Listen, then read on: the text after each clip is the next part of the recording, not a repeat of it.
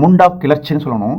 இது ராஞ்சி, ஜார்க்கண்ட் இல்லையா, அந்த ராஞ்சி அந்த காலகட்டத்தில் அந்த உழுகுலன் கிளர்ச்சின்னு சொல்லி நடத்துகிறாங்க. இது எப்படின்னு கேட்கலாம், உழுகுலன் கிளர்ச்சி அப்படின்னு கூட இந்த முண்டா கிளர்ச்சி நம்ம எடுத்துக்குவோம். இப்போ குண்டக்கட்டி அப்படிங்கிற விவசாய முறையை ஃபாலோ பண்ணது எந்த மக்கள்னு கேட்பாங்க. குண்டக்கட்டி இது வந்து முண்டா மக்கள், முண்டா பழங்குடியின மக்கள் குண்டக்கட்டி விவசாயத்தில் கை தேர்ந்தவங்கன்னு சொல்லலாம்.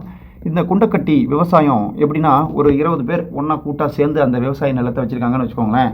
அப்போ பெரிய அளவில் பயிர் செய்யலாம், அதுக்கு ஏதுவாக இருக்கும். இதில் என்ன பிரச்சனை வருதுன்னா, 20 பேர்த்தையும் பிரித்து ஆள்ற மாதிரி வர்த்தகர்கள் வந்து, இப்போது நான் எனக்கு என்ன தேவை அப்படிங்கிறது, நான் ஒரு வர்த்தகர்னு வச்சுக்கோங்களேன், எனக்கு இது தேவை, அப்போ இதை வந்து எனக்கு விளைச்சி கொடு அப்படின்னு சொல்லி போயிட்டு மக்கள்கிட்ட கேட்குறேன். இது ஒரு இடையூறாக இருக்கும்.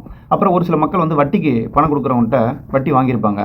அப்போ பணம் வாங்கும்போது அந்த வட்டி செலுத்த முடியலன்னா அந்த நிலத்தை தனியாக பிரிக்கிற மாதிரி இருக்கும். அப்போ குண்டக்கட்டி வச்ச நிலத்தை பிரிஞ்சு போகிற மாதிரி வேலையை வந்து செய்கிறாங்க.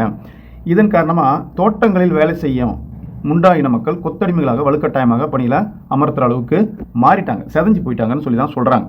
அப்போ 1890களில் எடுத்துக்கிட்டிங்கன்னா இவங்களுடைய பகுதியில், இவங்களுடைய நிலத்தில் இருந்து இவங்க வெளியேற்றப்படுறாங்க, இவங்க பகுதியிலேருந்து வெளியேற்றப்படுறாங்க. கட்டாய உழைப்புக்கு வந்து உட்படுத்தப்பட்டாங்க இந்த முண்டா கிளர்ச்சி மக்கள், முண்டா மக்கள். அவ்வளோதான். இந்த பிர்சா முண்டா, இவர் பேர் ஞாபகம் வச்சுக்கோங்க, பிர்சா முண்டா. இவர் வந்து தன்னை வந்து கடவுளின் தூதர்னு சொல்லிக்கிறாரு.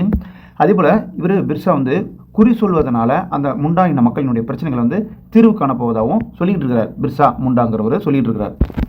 முண்டா இன மக்கள் இரவு கூட்டங்கள் வந்து பல நடத்துகிறாங்க. அதன் மூலமாக கிளர்ச்சி ஒன்றுக்கு திட்டமிடுறாங்க. இந்த 1889 சொல்கிறாங்க பாருங்கள், 1889 கிறிஸ்துமஸ் நாளில் தான் அவங்க வந்து வன்முறையை கையில் எடுக்கிறாங்க. ஏன்னா ஆங்கிலேயர்கள் கிறிஸ்துமஸ் கொண்டாட்டமாக இருப்பாங்க, அந்த நாளை சூஸ் பண்ணி தான் இந்த முண்டா மக்கள் வன்முறையில் இறங்குறாங்கன்னு சொல்கிறாங்க. இப்போ கிறிஸ்துவ தூதுக்குழுக்கள் இருக்குல்ல, அதே போல் கிறிஸ்துவர்களாக மதம் மாறி போனால் அந்த முண்டா மக்களும் இருப்பாங்கல்ல, அவங்க மேலே தான் குறிப்பாக வந்து அம்பு எய்தி தாக்குதல் நடத்துகிறாங்க. காவல் நிலையத்தையும் விட்டு வைக்கல, அதிகாரிகளையும் விட்டு வைக்கல, எல்லாத்தையும் தாக்குறாங்க. இப்படி போயிட்டு இருக்கும்போது 1900 பிப்ரவரி கைது செய்யப்படுறாரு பிர்சா முண்டா, கைது செய்யப்படுறாரு. சரி, பிர்சா முண்டா ரிலீஸ் ஆனாரா அப்படின்னு கேட்டால் இல்லை, பிர்சா முண்டா சிறையிலேயே செத்து போயிட்டாரு. அவ்வளோதான். இவரை பிர்சா முண்டாவை பற்றி நாட்டுப்புற பாடல்களில் நிறையா கேட்க முடியும். சரி, இதனுடைய கிளர்ச்சினால என்ன பயன் அப்படின்னு கேட்டாக்க, 1908 எடுத்துக்கிட்டால் சோட்டா நாக்பூர் குத்தகை சட்டம் ஒன்று ஆங்கிலேயர்களால் ஏற்படுத்தப்படுது. இது வந்து முண்டா மக்களுக்கு வந்து ரொம்ப சிறப்பான சட்டமாக அமைஞ்சதுன்னு சொல்லலாம். ஏன்னா அந்த பழங்குடி மக்கள் தவிர்த்து வேறு யாருமே வந்து அந்த நிலத்துக்குள்ளே வரக்கூடாது அப்படிங்கிறது தான் இந்த 1908 சோட்டா நாக்பூர் குத்தகை சட்டம் வலியுறுத்துது.